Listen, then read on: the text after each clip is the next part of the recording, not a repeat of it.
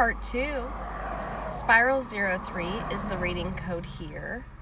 There is a part 1 to this, so please go to part 1 if this does resonate.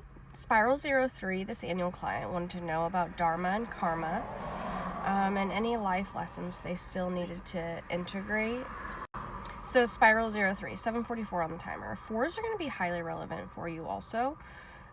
So we left off in part 1 talking about kind of your intellect, your wisdom, how you trigger people, and kind of still learning when to read the energy in the room first. And there's a reason why, because I would never tell you to stop your throat chakra, speaking your truth, or invalidating yourself to please somebody else. It didn't have anything to do with that. It was more of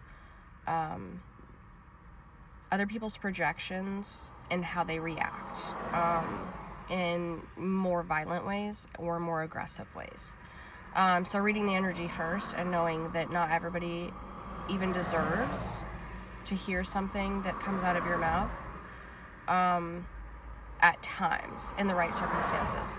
So the other lessons that you still need to integrate in this lifetime, and forgive me, I need more coffee.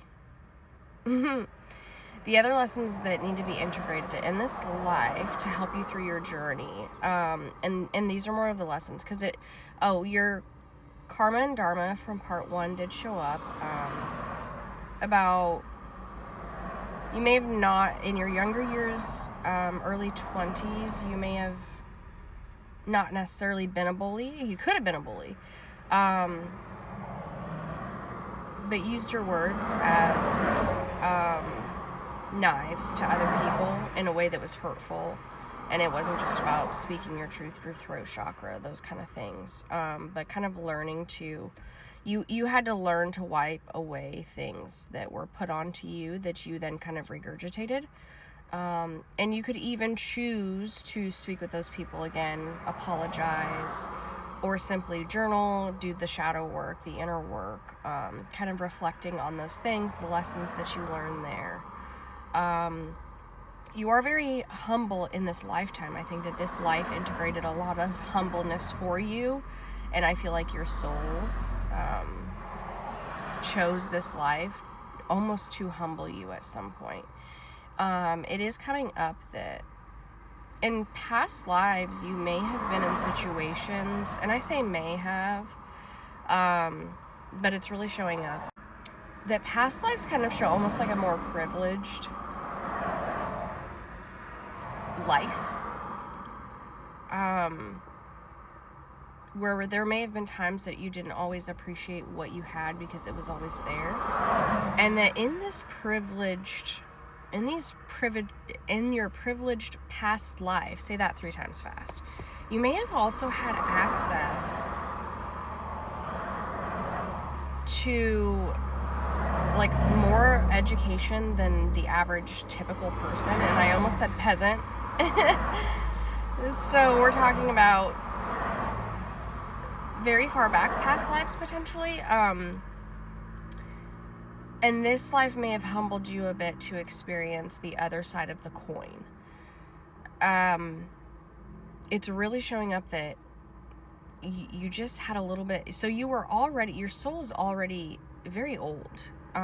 You already have a lot of knowledge and wisdom, and you have the ability to tap into so much more divine and ancient wisdom, but it's almost showing that in one of your more recent past lives you had access, not only were you, and you still are, intelligent and carrying all this wisdom as your genetic blueprint, as natural, but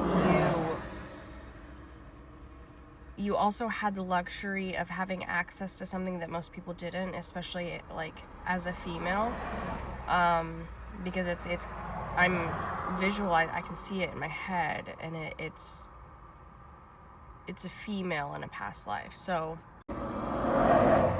you just had more access than typical. And I'm even finding it hard to even speak right now for some reason.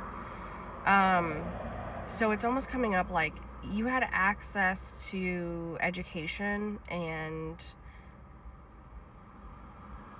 almost luxuries in a situation, a time, and a place where most women didn't. And it wasn't even perceived as worthy or valuable to have a woman speak up during this time frame. Like, I'm picturing like corset era days. That's what popped into my head. My apologies for the distractions. There's like joggers running by me nonstop. So, so integrating almost humbleness into the soul contract. So the other side of the coin for this one was almost to purposely ensure that you integrated some lessons that you didn't learn in the past lifetime, or that you kind of picked up in that lifetime.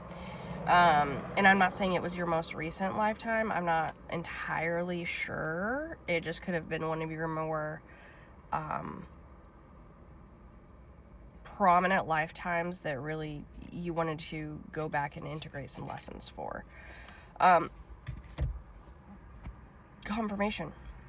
So I am also picking up that some lessons that still need to be integrated for you that will be beneficial for this lifetime is abandonment, wounds, and it's coming up as like resource wounds.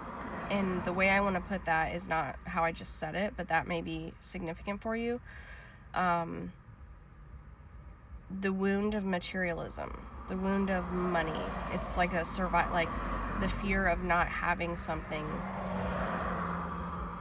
It's almost, and it may be part of that past lifetime we just talked about, is you kind of had access to more things in a previous lifetime than you did in this one.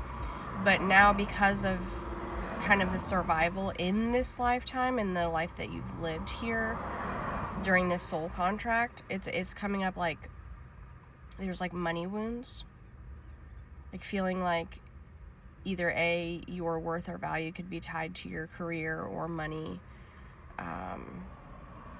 something like that. And also not being able to give up certain things because your fear of not having enough or running out, if that makes sense. It should make sense to you. So money wounds is going to be a big one. Understanding that your worth and your value does not depend on your title, your status, or monetary things. How well you're doing in life, what others perceive you as. Like, let's say you're really broke in this, like, you may put a lot of your own worth and value on that. Like, it's a wound.